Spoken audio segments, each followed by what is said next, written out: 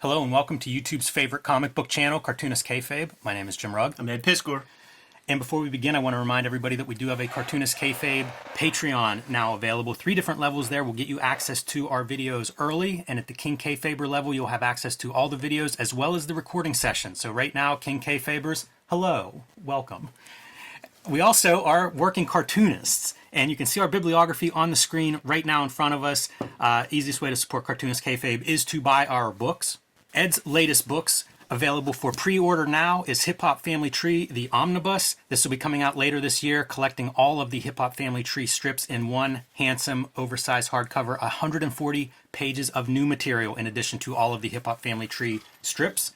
Also, the 3rd season of Red Room, Crypto Killers, #1, will be in stores in a couple of months. Pre-orders are due now for all of the Red Room Crypto Killers books. So let your local comic shop or wherever you buy these books know ahead of time that you want them. Add them to your pull box and make sure you don't miss an issue. A lot of cool variants as per usual. Peach, me, a sketch cover, Ed variant. His other books include the first 2 seasons of Red Room, X-Men Grand Design 3 volumes plus an omnibus, the Hip Hop Family Tree original Treasury size edition still available, and WYSIWYG if you can find it somewhere. Pick that one up because I think that might be out of print. My next book, Street Angel, Princess of Poverty, will be coming out, I guess, early summer from Image Comics. This collects all of the Street Angel material that is not in Street Angel Deadliest Girl Alive, along with a story that has never been published anywhere before. You can pre-order that one now to make sure that you don't miss it. You can also pick up my other books. Hulk Grand Design, The Plain Janes, and Street Angel Deadliest Girl are my latest and greatest, so get those wherever you buy comics. And today, Ed, we are going to look at a bit of a classic here, Punisher Kills the Marvel Universe. Significant for one big reason, Garth Ennis' first writing of the Punisher. This is from 1995. This is actually a second printing from, I think, 99 or 2000. But it's still Garth Ennis' first take on the Punisher, a character that he spent a lot of time with since then. And still might be spending time with that. I just don't even know. Maybe coming up on 30 years of working on Punisher for Garth. The character's built for him.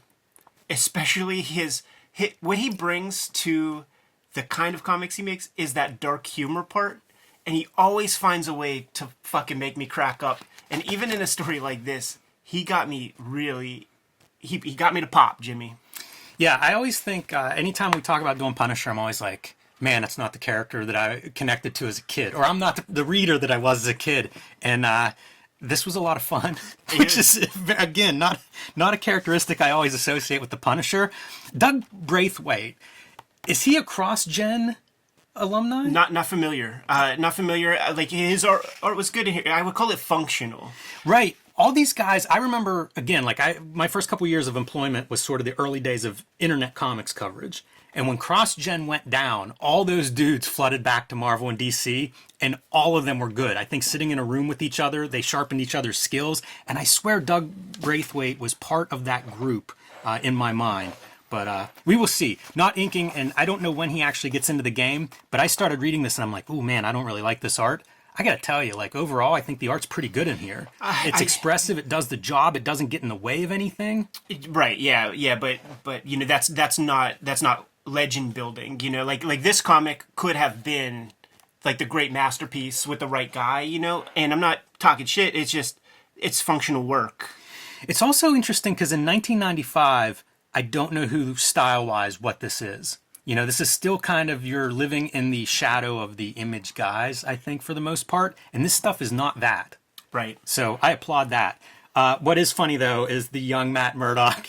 I read this first page and was, like, laughing pretty hard at what Kid Murdock and Frank Castle look like as middle schoolers there. Yeah, totally. That's a big head on Frank Castle. You know, that's the comics idiom of the superhero guys, right? You got to draw a kid, put big ass eyes on him, and make the head gigantic.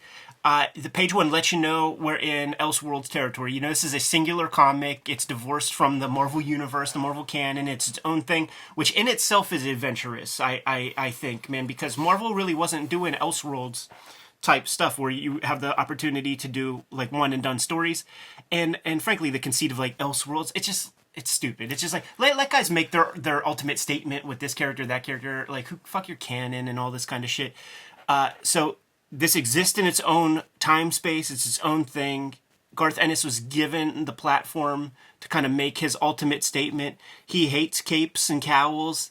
It's fully on display here, and he's afforded the opportunity, thanks to the success of Preacher and stuff, that he's given this room to kill the darlings, man.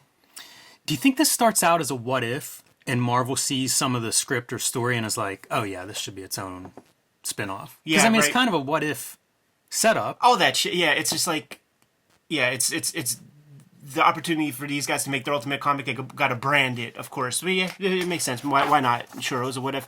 So Frank Castle is he's a policeman, and his wife and kids are at Central Park whenever a schmoz goes down.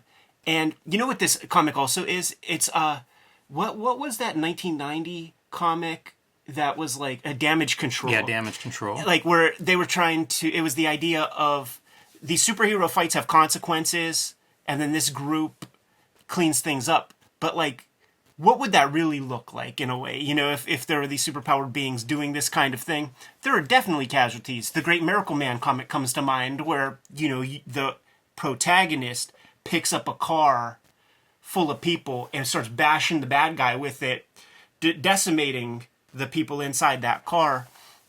This is better than any Damage Control comic. I'm gonna hazard a guess. You know what's great about it is page 1, page 2, page 3.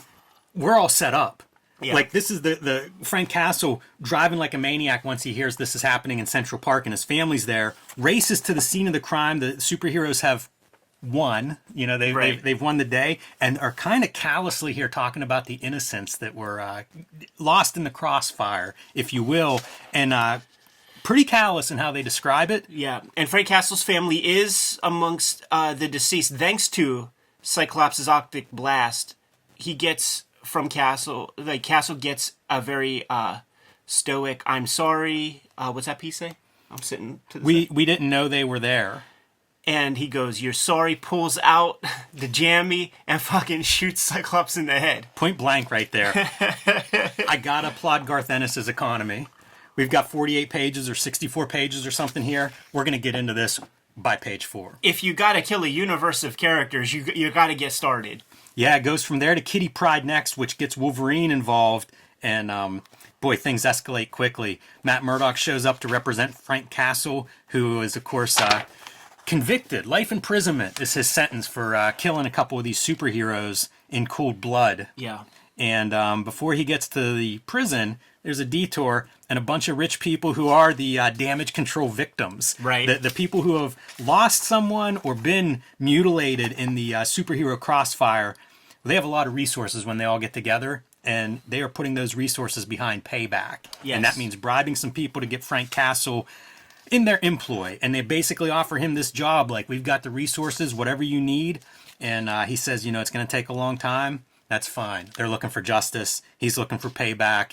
This is unlikely bedfellows, but this is the money behind the new Punisher. Yes, and who he's looking to punish are these super beings, man, who are too full of themselves and not thinking about Joe America.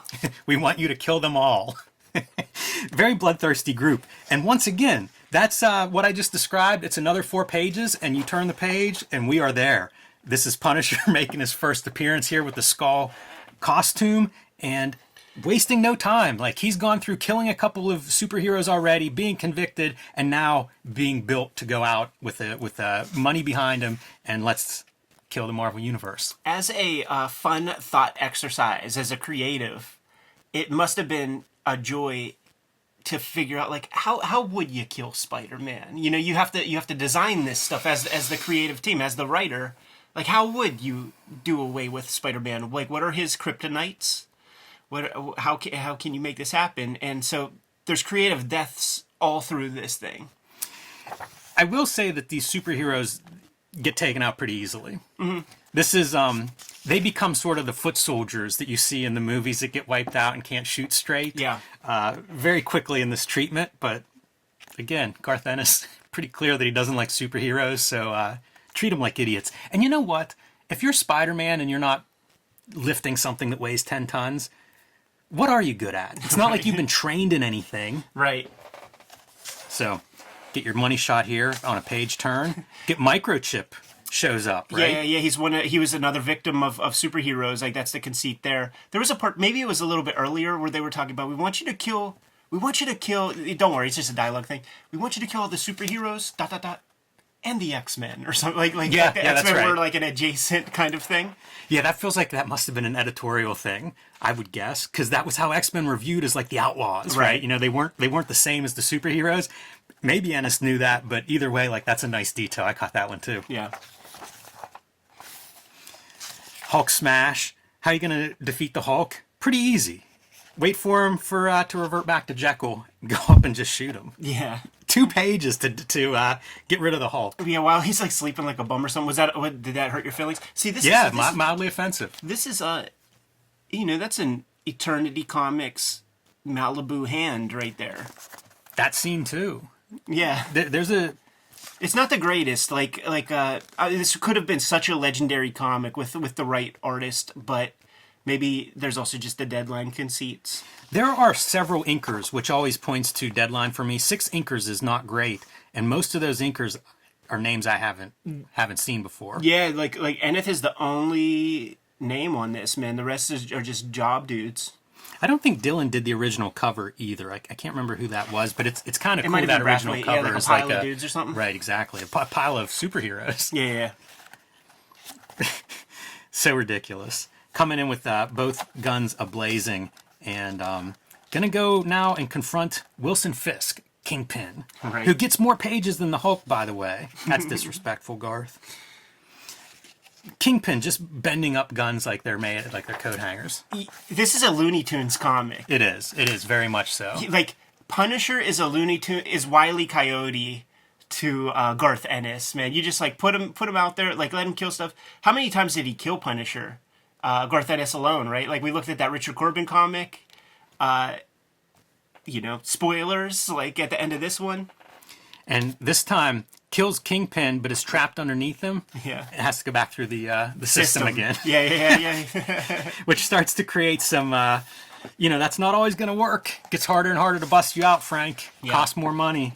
But nevertheless, that's what happens. Next stop. And what that shows is a little bit of rift Yes. between those like Gimps and Frank. He's like, I've got the high-tech weaponry I needed from the Kingpin's lab. How's he pull that off while he's like pinned under Kingpin? Right, yeah, microchip at work. Yeah, with something his like no that. legs. Parachuting into Latveria to confront Doctor Doom, throws some kind of disc magnetic thing on his helmet, and he is building his weapon cache. Like, this is what this is escalating through the weapons, which is kind of neat. It's almost procedural. Like, if you're Garth Ennis Right. writing this, you're escalating not just who he's fighting or whatever, but also the capability that he's amassing. Because there are just guys that are going to be a little bit tougher. And just upon this read, because this will be the second time I've ever gone through it. I read it the first time, and like seeing this, like this pays off. Yes. Yeah, it's a clear setup. Again, I go back to that economy, and it makes me think like if Garth Ennis approaches most of his comics that way. Yeah, oh yeah, I think that's one of his strengths for sure. This is fantastic, man. You got hyperbolic dialogue between the baddies and the goodies. You got all the mutants. You got a couple dozen characters. Juggernaut is out there. They're on the moon. It's comic books, so we don't have to worry about little glass domes on their heads or anything like that. Maybe Storm created she terraformed the moon for the moment. The bad guys show up because of an invitation from the good guys. The good guys show up from an invitation for the bad guys, and then they're wondering, well, if you didn't invite us and we didn't invite you. He parent trapped them. flip it. To drop a nuke on all of them, man. There's so much ridiculousness going on there. Yeah. I mean, this is Wile E. Coyote falling off a plateau or something. 100%. It's such a weird comic. The weird part is like Marvel being like, sure, let's do this. It's got to be Axel, right? Like, is he in the midst? No, he's not there yet. I think it's I think Bob Harris is your editor-in-chief at the time. He is for this reprint. I don't know if he is in 95 or not. 95, man, it could still be DeFalco, possibly. Yeah. Shit, Axel's still at friggin'. He's just the Vertigo editor for Preacher at this point. Wolverine not on the moon for some reason, not being a good X-Men there. When he's drinking his sorrows away, like he's That psychological. looks like a Mickey's bottle. Here's the other thing. Like so much time transpires. So like he was on some mission. This could be years later because he's talking about even other hero. Like the Avengers are dead. So many more people are dead. So there will be allusions to 3 years have passed, 5 years have passed. This is a long process. That these like 40 pages or whatever sort of take place in. A tiny little digital effect here early. This figure's blurred. It's very bizarre because nothing else in the background is blurred. It's just the figure. Yeah. Early digital. Some of the coloring, you see that too, where it's like some bizarre face shadows and things that the colorist is taking it upon themselves to add in there. And Wolverine's hair and nuts. He had some really... There were weird dudes post-image that were drawing Wolverine in some strange ways. There was a Wolverine Punisher crossover, I don't know if you remember it, where his hair is just bonkers, but it's kind of in this direction. Yeah, this kind of hair is basically what Adam Kubert started to do with the hair. It became a very small face and big giant hair. I think probably inspired by Weapon X, the Barry Windsor Smith style, like towards the end where the hair gets like very feral. And we do have a previous video that we posted with Garth Ennis's 2-issue team up between Punisher and Wolverine that was drawn by Derek Robertson, where Punisher point blank range, pistol grip, sawed-off shotgun, shoots Wolverine in the face very early, and through the rest of the comic, it's like the Terminator skull face running around on adventures with Such a great Punisher. visual. Incredible. But that's not what we're going to get here. This time, he just fries him all the way down to the adamantium skeleton. Right. I was really... This one was underwhelming to me because it's like, we know that he rebuilds and stuff, and we've seen him decimated a lot. What I really needed to see was you chop the head off, you put some weight to it, you take it to the Marianas Trench, and then you just like let it explosively decompress as it, have it turn into a marble or something down there. And yeah. Yeah, it's underwhelming too because like you're getting... This is one of the longest sequences. Right, 5 exactly. pages, but we don't have a big money shot. It's It's there in theory, but it's not the big payoff. It's not a big moment. I actually do not doubt that Ennis went there in his iteration, but editorial reels him back in. I give him the benefit of the doubt with so much because he has such a big body of work and really pushes things that whenever you get an underwhelming moment, I feel like that was the B choice to what he originally wanted to do. That Marvel was like, we're having fun here, but you can't really shit on our icons that much. Especially the cartoon. If this is 95, I think the cartoon is still on. I wonder whose choice it is that this is 5 pages versus, Hulk gets 2 and X-Men and Avengers get 4. Yeah, Hulk was nothing. Like the X books were still everything, and Wolverine was. If the X-Men cartoon's still going on, like. X-Men was as popular as they ever were here. Get your montage of kill them all. It's funny. It's several of these we've seen the kills on screen, but they're still here. Very Bagley-ish. These dudes that have been like damaged by the superheroes. There's a certain look to them that's kind of funny. Yeah, I don't know what these injuries are. Like, there's like it looks like his skin's peeling off in places. Like a terrible burn. You know what that part reminds me of is the Red Dragon. I think the prequel to Silence of the Lambs, where it's like the victims of Hannibal Lecter. There's like a super rich guy who eventually gets like fed to the pigs or whatever. He's that guy. He's a super rich dude that's like mangled from a previous encounter, wants revenge. Like that's sort of the basis for this. I also think this spread is probably trimmed wrong or printed wrong. It looks too small. Like if you look on previous pages where your margins are, that's probably where this margin should be. Right. And it's not, and you can see like there's a lot of fill-in where there's just no line art or anything going off there. So. And you don't see no Punisher. Like it's like you can't center spread that. No, you can't. You can't put it right in the middle axis. Yeah. And keeps getting arrested, which I guess kind of makes sense, although it wouldn't surprise me if you're getting shot up by the police at some point. Like, what kind of arrest are you doing where you're killing the heroes of the world and then you're going peacefully when the cops show up? Right, yeah. Like if they're gonna like stomp on your head for killing a cop or something, the superheroes are like the next level. Ennis also does a pretty good job of like, now you're a disgrace. You know, these like Captain America laying it on pretty thick to Frank Castle, who's avenging his family. Wolverine kind of did the same thing. You killed my friends. Yeah. He's like, you killed my family. Right. You know, it's I think it's the mark of good writing on Ennis's part that you're seeing both sides of these guys going after each other. The only way to go, like, you know, it's empathy. And like guys like, you know, Aaron Sorkin, and they're like, you don't have to agree with Jack Nicholson in A Few Good Men or whatever. But you have to come up with the argument to God why Jack Nicholson will do what he did at the wall.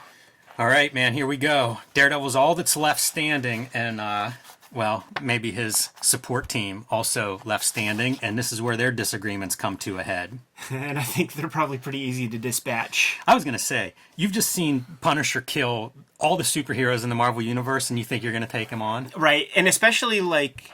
Not the smartest. Don't they say, like, you actually don't want to close the one eye when you are aiming a sight? Nah, you look through one eye. You do? Yeah. I guess it's just in movies where they're like, oh, quit closing your eye. And now our final showdown. See, you're seeing age with his hair. That shows you the time change. It's a good note, because otherwise I don't get a sense of time passing. I know they say it a few times. Right. I don't know how you would show that exactly, but it feels like that's a bit of a dropped opportunity somewhere, that doesn't come through like this is his life work. It feels like this happens pretty quick as a read. And I think visually you could do it. You would have to go Gibbons about it, man, and come up with like these different looks. You know who else could do it? The Steve Dillon face. Like, say what you will about like same face syndrome, whatever. You could tell that Steve Dillon drew those faces, but those faces are all different and all do have a unique feature. And when he's doing more aged versions of a character, there will be more lines on the face, and it clearly reads.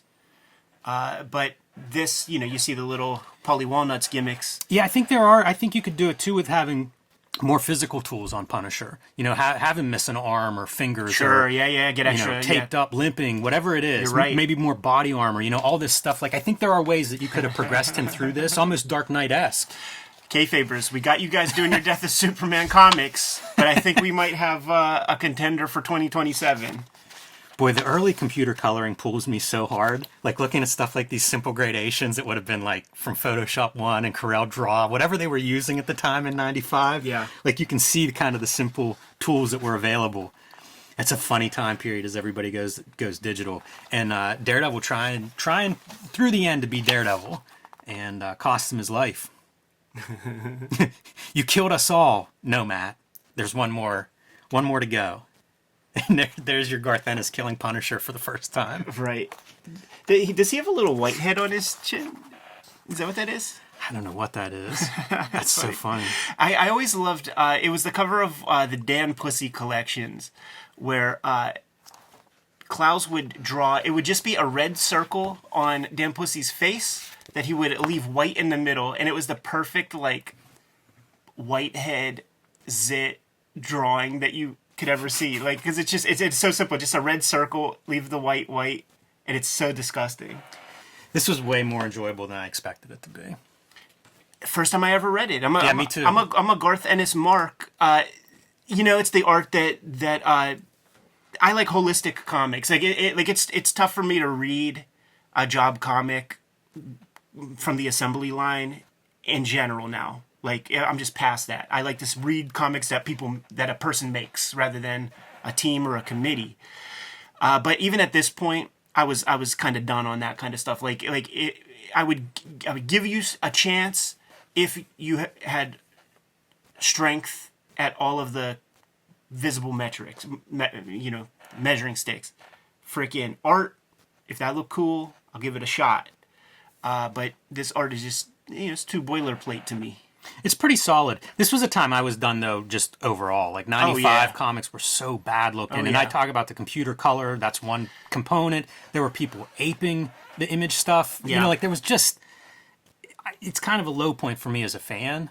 And I think this stuff's pretty serviceable. I was pleasantly surprised by it. It's worth a quarter or whatever. It's worth $1. Yeah, so good read, had fun. I look forward to we got to do the Detective Soap 12-issue Ennis and Dylan Punisher miniseries, man. Good to go? Yeah. Kayfabers, like, follow, subscribe to the YouTube channel, hit the bell. We'll notify you when new vids are available. The videos are brought to you by the books that we make, but we also have a Patreon. Hit the link in the description below. King Kayfabers are watching us record these videos live. They get the videos before anybody else. That mitigates the kayfabe effect. But the vids are brought to you by the books that we make. So, Jimmy, tell the people what you have. Street Angel, Princess of Poverty. This is my next release from Image Comics. It will collect all of the Street Angel comics that are not in Street Angel Deadliest Girl Live, which has just come back into print from Image Comics. So pick this one up now, pre-order Princess of Poverty from your local comic shop, and pick up my other books, Hulk, Grand Design, and The Plain Janes, also available. And you can join me on patreon.com/JimRugg, where you can read my latest comics that I have started serializing there. Getting this note from the chat room, they said... Alfred Comics said that Ennis refused to do some work for Marvel for a while because editorial changed some of his dialogue in this comic without his input. It wasn't until Quesada came into the fore that Ennis came back. So thank you, Alfred Comic, in the chat room for that. Hip Hop Family Tree Omnibus is coming out 2023, collecting the 4 existing volumes of Hip Hop Family Tree. And if you have those existing 4 volumes of Hip Hop Family Tree, you're going to want to scoop up this book for the 140 pages of extra goodies contained therein. Order it at your comic shop, pre-order online, whatever is convenient for you. But Red Room is starting up again in May. This is the cover to issue 1, Murder on the Dark Web for Fun and Profit, banned in 26 countries, banned in 11 comic shops. Going to be coming out on a monthly basis, each story completely self-contained. Support the comic where you see it. There are 2 volumes of Hip Hop Family Tree trade paperbacks out there right now. Scoop those up. 3 volumes X-Men Grand Design and WYSIWYG. What else do we have going on, Jimmy? Subscribe to the Cartoonist Kayfabe newsletter at the links below this video. You can also find Cartoonist Kayfabe t-shirts, merchandise, hats, and more at our spread shop. That link is also under this video. Great way to support the Cartoonist Kayfabe channel. Given those marching orders, we'll be on our way. Read more comics.